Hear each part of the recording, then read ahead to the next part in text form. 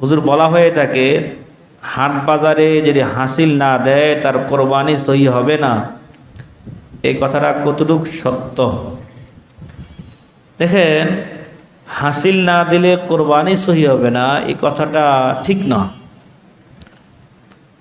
কারণ আমি একটা গরুর দাম যা, ওই টাকা দিয়ে আমি গরু কিনে ফেলছি, কিন্তু আমি হয়তো হাট বাজার যে ভাড়া সেটা আমি দিই নাই, সেটা কারণে অন্য গুনাহ হইতে পারে, কিন্তু কোরবানি সহি হবে না এই কথা বলা যাবে না।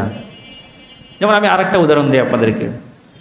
আপনি গাড়ি দিয়ে আসলেন হাট থেকে, আপনি গাড়ি ভাড়া দিলেন না, কথা দিলেন না, তাহলে কি আপনার কোরবানি সহি হবে না?